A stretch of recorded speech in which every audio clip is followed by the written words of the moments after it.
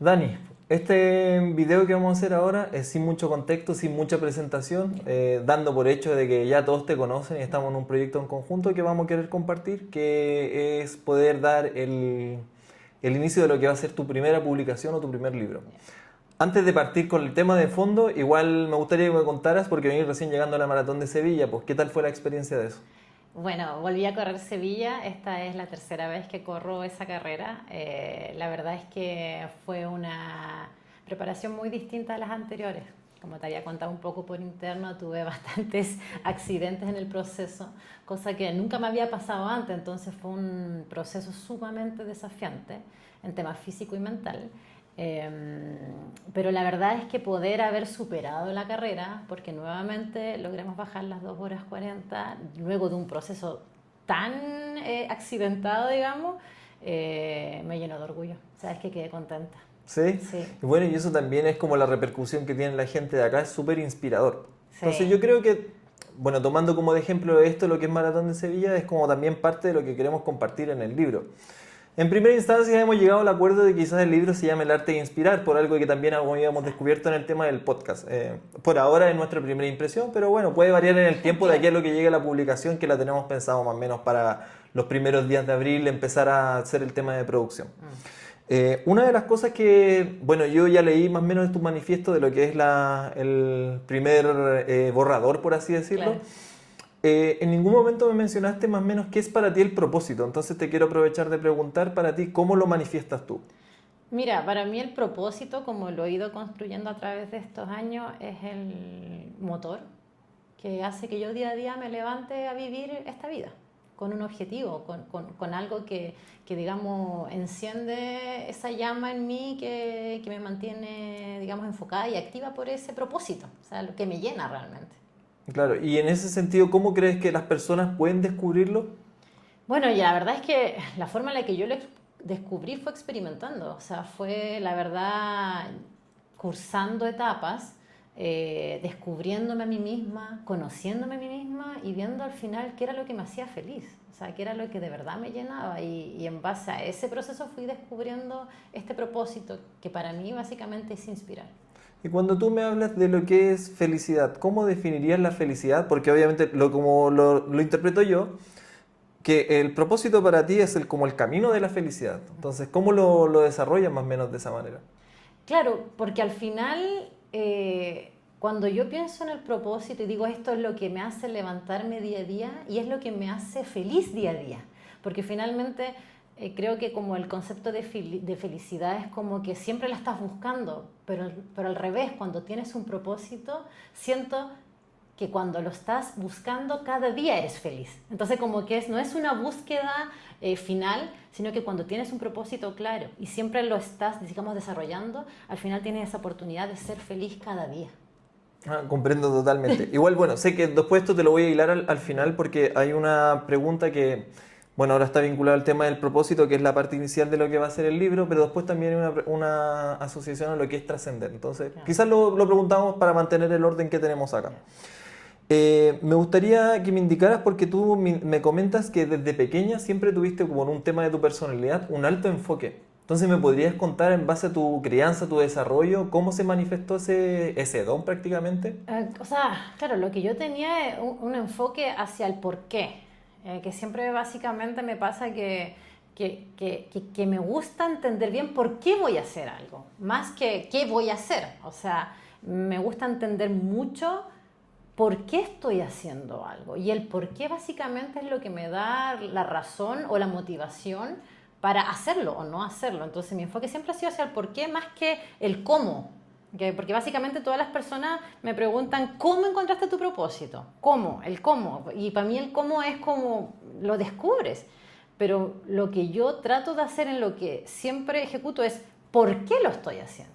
Y cuando tengo claro el por qué, el cómo básicamente se va develando en ese camino. ¿Te fijas? Entonces por eso digo que tengo un enfoque en el por qué hago las cosas y creo que tiene que ver un poco con mi formación, que desde chica efectivamente mi papá me enseñaba como más el método científico, porque él al ser, digamos, ingeniero me hacía pensar así, bueno, ¿por qué estás haciendo esto?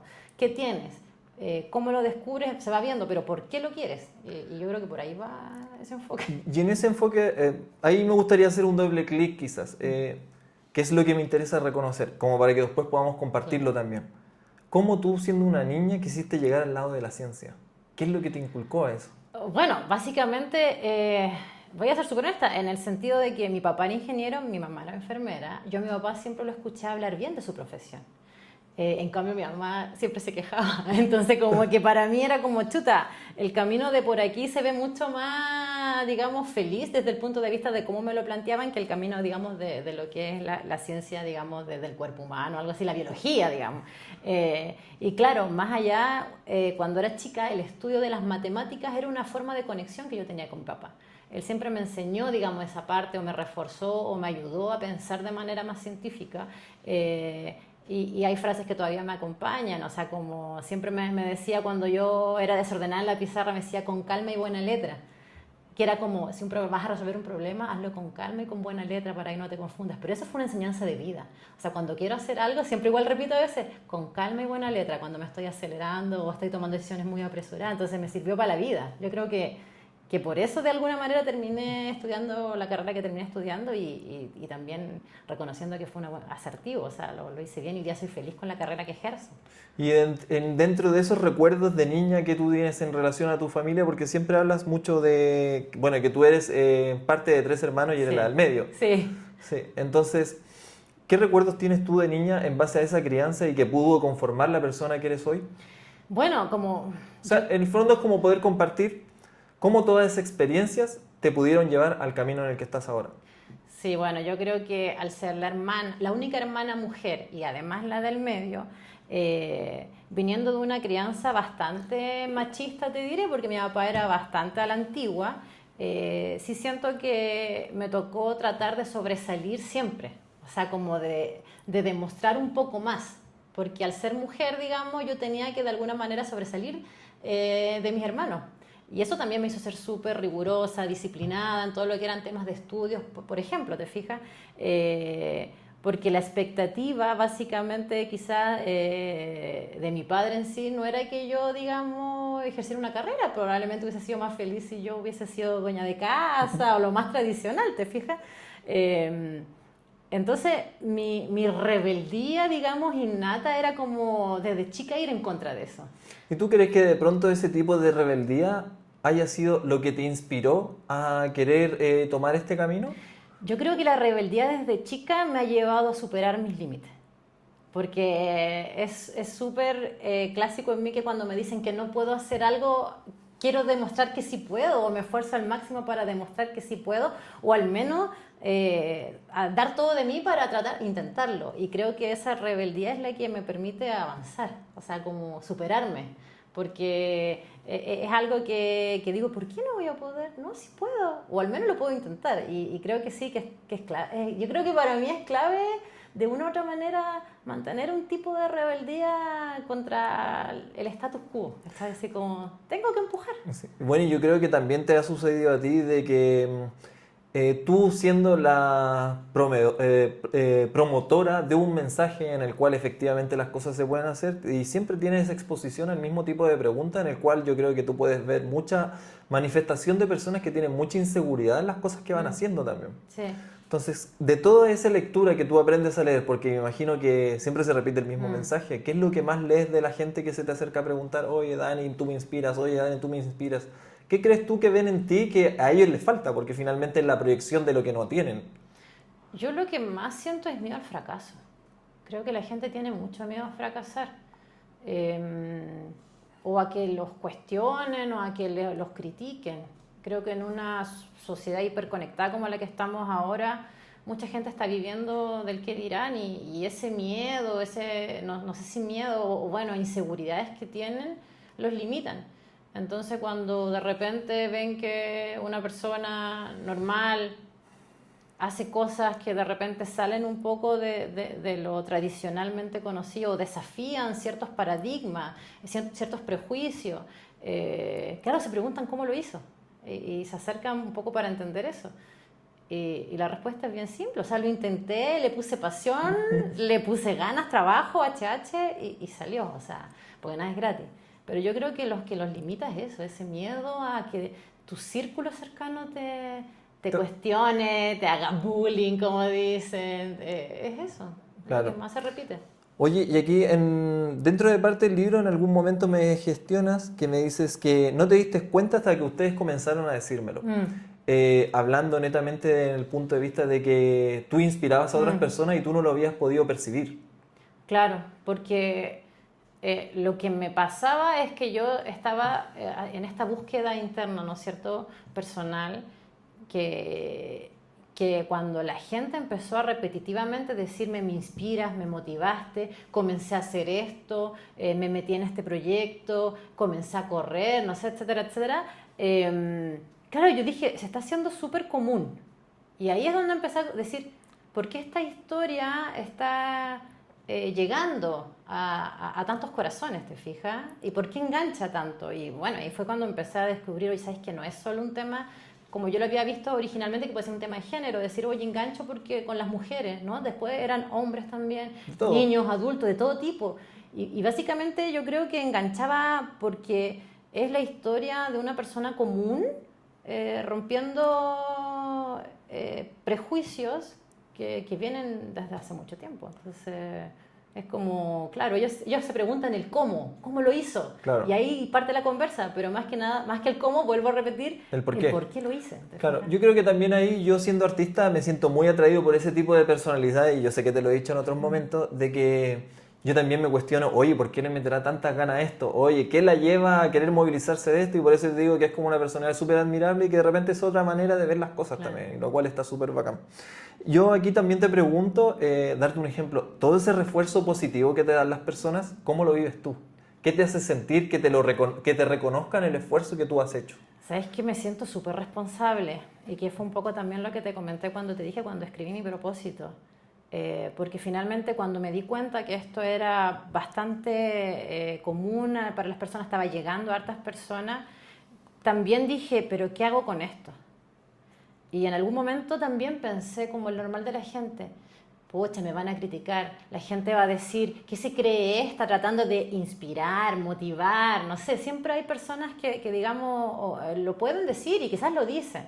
Pero en ese momento yo tomé la decisión y dije, me voy a hacer responsable de este poder que siento que estoy teniendo en mi círculo. Y lo voy a llevar de buena manera. Entonces, si tú me preguntas a mí, yo me siento hoy responsable de tomar este, digamos, poder que la gente me ha atribuido, porque ellos me lo han dado, y llevarlo de buena manera, inspirar de buena manera, ser un líder positivo, acompañar, responder, estar disponible para las consultas, no sé, que ellos tengan, ¿te fijas? Lo tomo con responsabilidad y seriedad, Claro. de hacerlo bien. Y en ese sentido, haciéndole un doble clic, pero más a la parte emocional, ¿cómo te hizo sentir el hecho de que confiaran en ti? Oh, muy feliz, reconocida.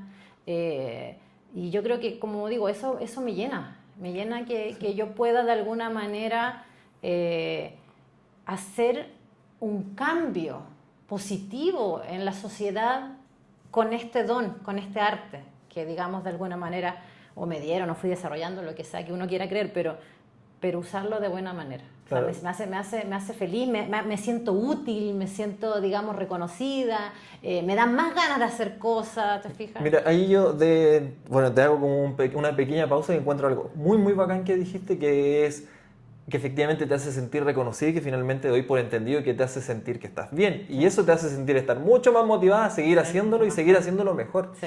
Y yo creo que hay una cosa cultural que me gustaría cambiar, ojalá, que es como que este tipo de reconocimiento siempre se da en condiciones extremas, ¿cachai? Y es como que cuando tú le dices algo a alguien es como, oye, ¿estás bien? ¿Estás enfermo? ¿Te vaya a morir? ¿Te va a pasar algo? Entonces, ¿qué consejo tú le podrías dar a las personas en base a esto mismo que estamos nosotros compartiendo para que pudieran compartir de manera mucho más sincera las cosas que efectivamente ven en el otro y cómo impactan? En el sentido de cómo esto que te dieron a ti mediante un logro deportivo también te impactó a un nivel personal. Sí, por supuesto. O sea, yo creo que, y trato de en general ser una persona que reconoce en las otras cualquier cosa positiva. Yo creo que es súper importante sacarse el prejuicio de que si tú le dices algo positivo, bueno a alguien, puede ser malentendido, porque al final nos hace bien a todos. Me pasa mucho que yo soy de muy decir, oye, que te queda bonito eso, oye, me gusta tu polera, oye, qué bien que hiciste eso. Es como dar feedback positivo constante porque en general siento que es la forma también de reconocer a las otras personas. O sea, cuando uno siente que está haciendo o está impactando, al final es un círculo virtuoso. Entonces, al final, mi consejo es que traten de sacarse todo de nuevo esos trabas que uno tiene en la mente de que si le digo algo positivo va a pensar como que lo estoy joteando, que te fijas que es como lo clásico que hoy día la gente piensa. Pero al final es como... sé empático y si a ti te gusta que te digan las cosas cuando las haces bien, también hazlo. Porque al final generáis este círculo virtuoso.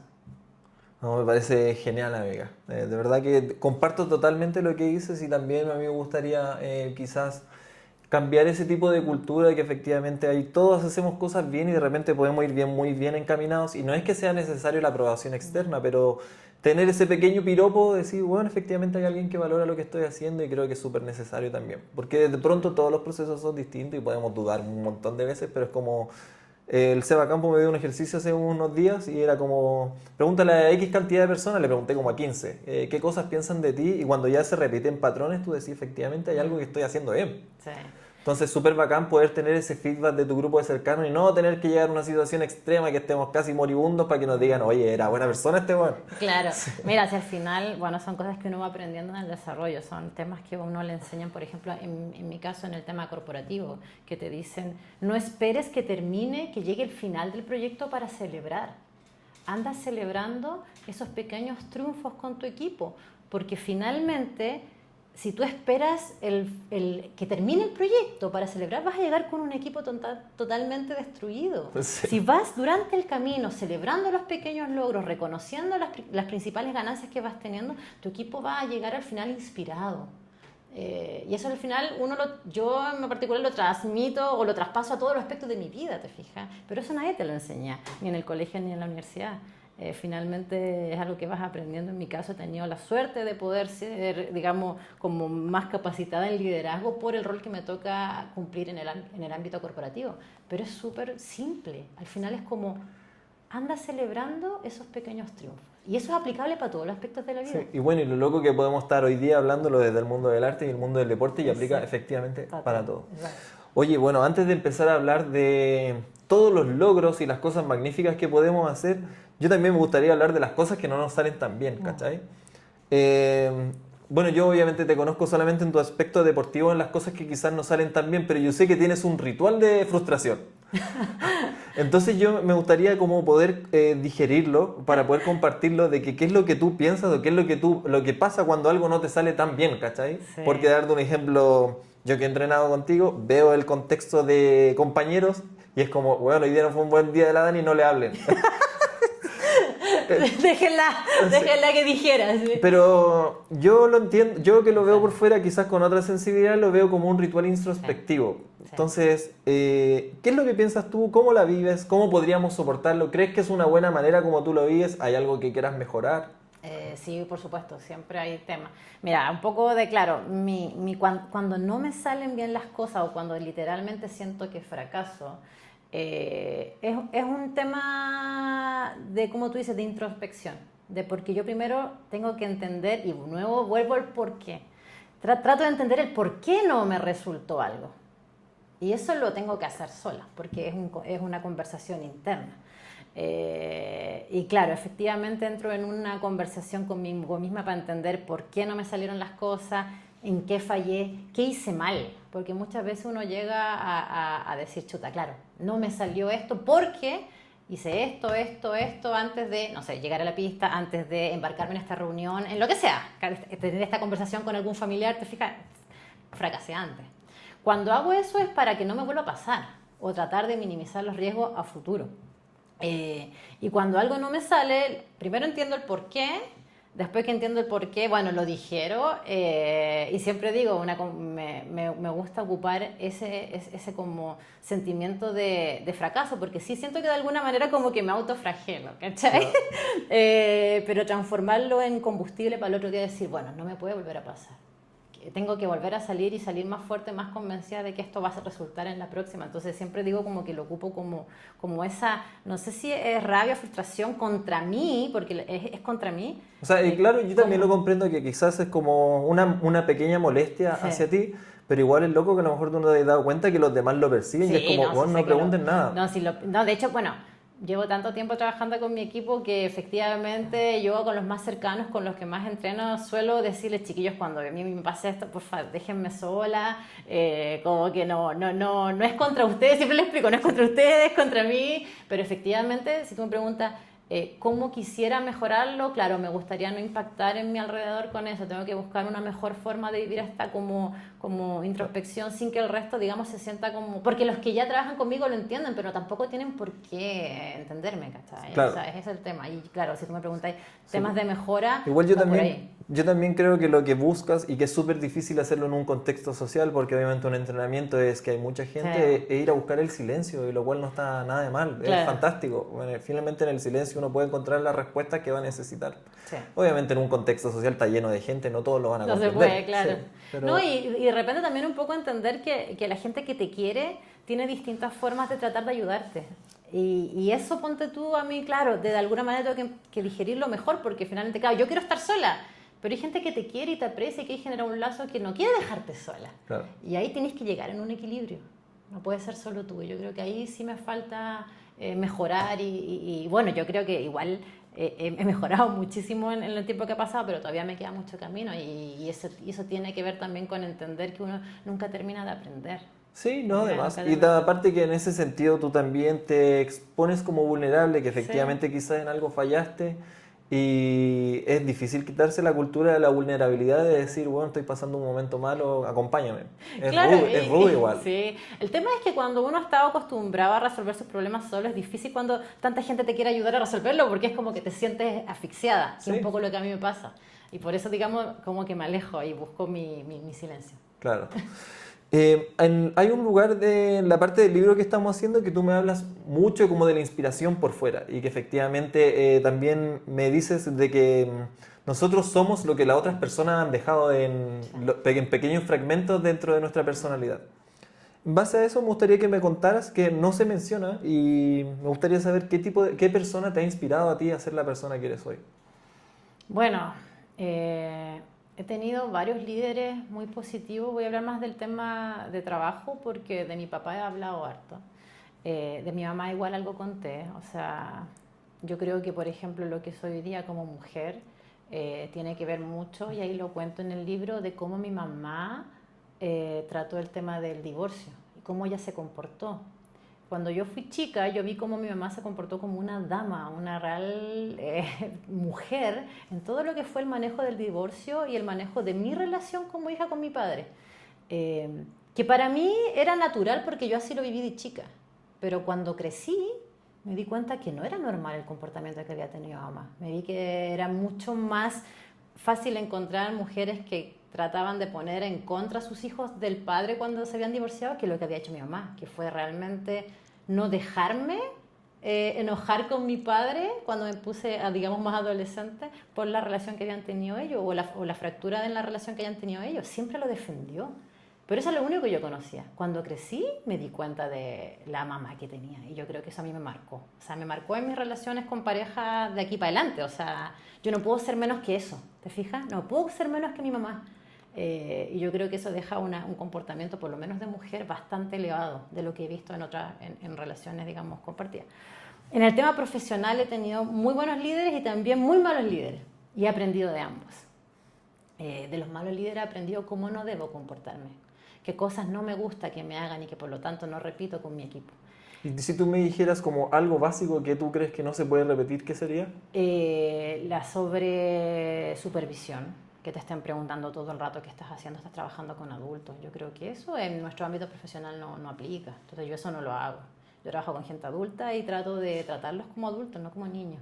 De repente uno tiene jóvenes, digamos jefes que te tratan como que si fueras un niño, o sea que no supera lo que estás haciendo. Y eso no, por lo menos no es parte de mi liderazgo.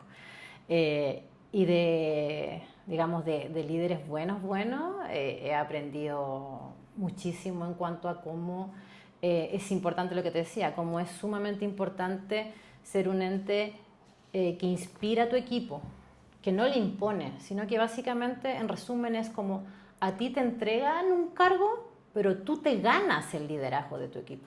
O sea, nadie te lo regala, tienes que ganártelo y eso lo tienes que trabajar de distintas formas, estando con ellos, liderándolo, generando objetivos claros, apoyándolo cuando tienen problemas.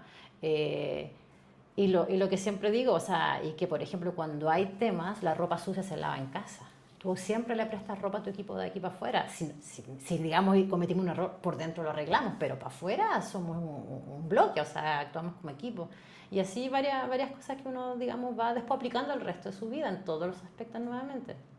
No, buenísimo.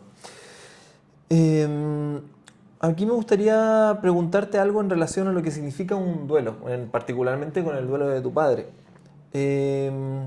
Y también hay una parte que mencionas que te pudiste encontrar como una respuesta de actitud en el deporte.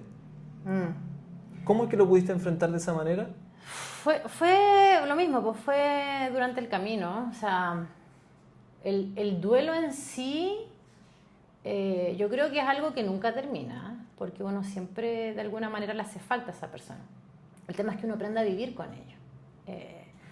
Pero claro, de alguna manera, yo lo que menciono ahí en el libro es que me hizo muy bien pensar que la partida de mi padre era necesaria para que yo descubriera mi propósito. Si mi viejo no hubiese fallecido, yo jamás me habría puesto a correr, no habría hecho el cambio de vida que hice y no hubiese descubierto todo esto que pasó posteriores, que me generó al final el descubrimiento de mi propósito, de poder inspirar con esta misma historia. Por lo tanto, claro, en algún momento racionalicé y dije, ¿me hubiese gustado que mi papá me viera haciendo esto? Por supuesto que sí, me hubiese encantado, se habría sentido orgullosísimo. Pero ambas cosas no eran factibles al mismo tiempo. Entonces, como que lo digerí diciendo, mi papá hizo un sacrificio para que yo pudiera de alguna manera descubrir mi propósito. Y ahora que ya pasaron bastantes años de la partida de tu padre, ¿cuál es la reflexión en perspectiva de lo que es la muerte de un ser querido? ¿Cómo pasa que podamos compartirlo con los demás? Sí, yo creo que al final todo el mundo te lo dice, pero da lo mismo lo que la gente te diga, que es un proceso natural, que todos de alguna manera tenemos que partir de esta vida. Pero al final, para mí, el tema de que alguien se vaya de tu vida no es más que cumplir un ciclo. El tema es si tú decides quedarte pegado o avanzar, ¿no es cierto? Yo creo que ninguna persona que nos deja o que fallece quiere vernos estancados, porque si uno les tiene cariño, ellos quieren que tú florezcas. Ojalá puedas florecer de esto, puedas sacar algo. Y yo creo que de alguna manera cuando uno tiene una visión optimista de la vida, siempre saca algo bueno de las cosas como que uno puede llamar Fatiga, malas. claro. Pero tienes que tener una visión positiva porque finalmente cuesta ver algo positivo en el fallecimiento de un ser querido. Por supuesto que sí, uno se siente abandonado, se siente que te falta un paso importante en tu vida, pero de alguna manera eso te puede impulsar. Pero depende de ti cómo te lo tomas, depende de ti qué experiencia sacas, depende de ti cómo tomas decisiones luego de eso. En mi caso, como yo dije ahí en el libro, yo no me quería ir así. Y eso fue lo que gatilló este cambio. Yo no me quiero ir así, quiero tener más tiempo, necesito más tiempo en esta vida, quiero hacer más cosas. Pero también puedo haber dicho, ya, esto no sigue, sigo por el mismo camino y sigo igual y quizás en qué estaría ahora. Entonces igual la decisión siempre está en uno. Cómo se toma uno. Un tema de actitud en el fondo. Exacto. Oye, y aquí más o menos ya para finalizar, esta es una crítica personal en realidad, en base al tiempo, de que siento que todos vivimos como que no fuéramos a morir. Entonces como que eso nos permite tener una conexión muy importante con el tema del presente. Entonces como que este tipo de cuestionantes que vayan a de cosas que vayan a suceder o que no vayan a suceder, no las vivimos a pleno. Entonces yo te pregunto a ti, ¿qué reflexión tú tienes ahora, luego de haber perdido un ser querido, en relación a lo que es el amor? Amor por todo, amor por la vida, amor por la gente. O sea, ¿Por qué tener que haber llegado, por qué haber tenido que llegar a este punto o a tal situación como para poder hacer las cosas, ¿cachai?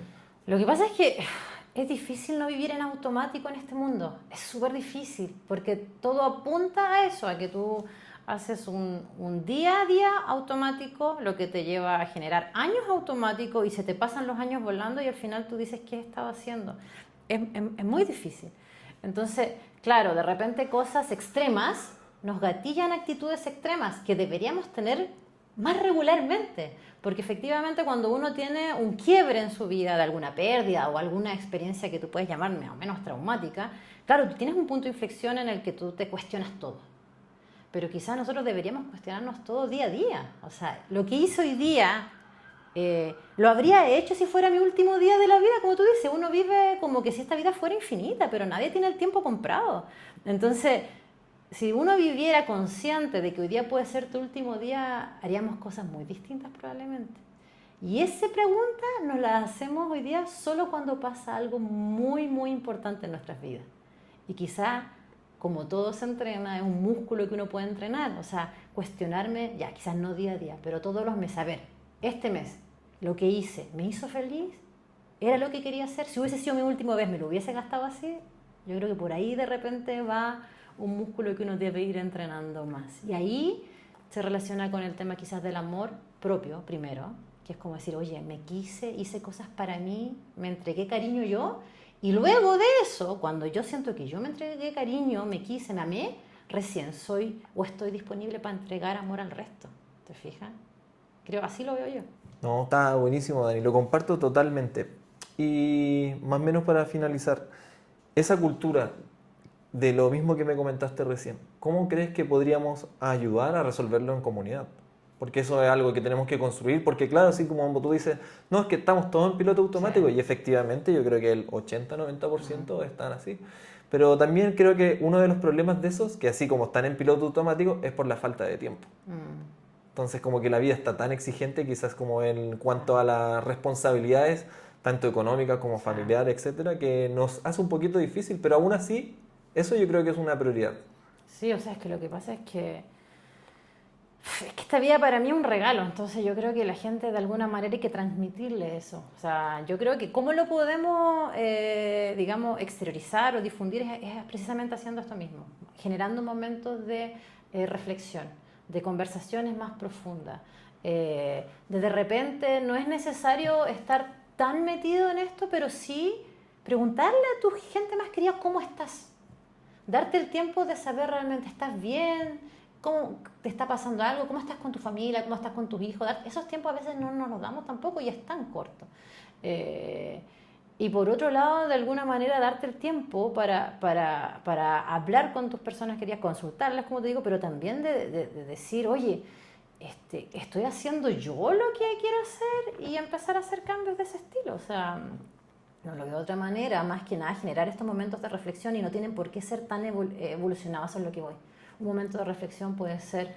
Claro, amiga, y lo otro también, tampoco tan extensos. De ¿No? repente 5 o 10 minutos de calidad es mucho mejor que un día completo. De Es, repente es como lo mismo que pasa en las parejas, pueden vivir todo el día juntos y no conversan nada. exacto. De repente Entonces al conversan con final otro amigo y no es es nada. tan evolucionado, es de verdad si te vas a dar el tiempo con alguien, dátelo. Un poco corporativamente lo veo cuando mi equipo me pide un minuto.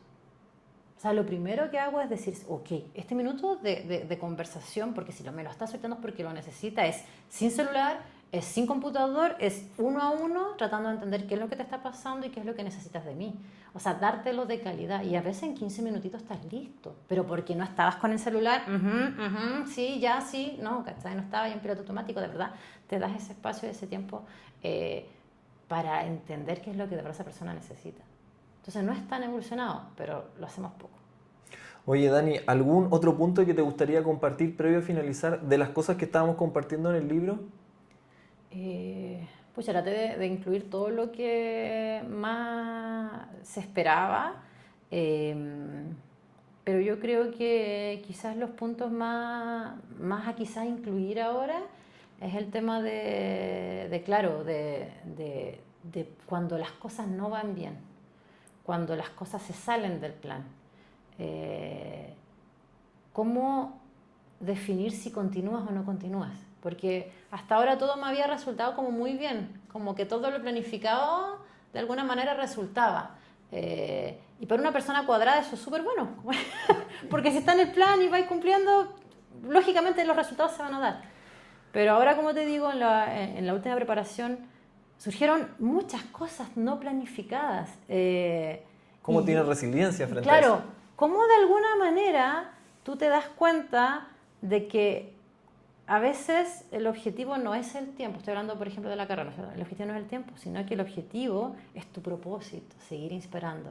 Y cómo, por ejemplo, abandonar o no un proceso aporta o no aporta en tu propósito. Entonces, de repente ahí es como decir cómo estos impases que te pueden ir generando no te hacen perder el foco de tu propósito. Y quizás eso lo podemos abordar después, pero fue un poquito lo último que me tocó vivir, que es muy distinto a lo que había vivido hasta el día anterior. Sí. No, buenísimo, Dani. Bueno, igual esta instancia la vamos a hacer próximamente para poder ir retomando algunas de las cositas antes de hacer una última corrección del borrador, así que muchas gracias por el tiempo, así que estamos súper Pero haber contestado, haber dado el material necesario. Sí, de todas maneras, así que gracias, amiga. Nada.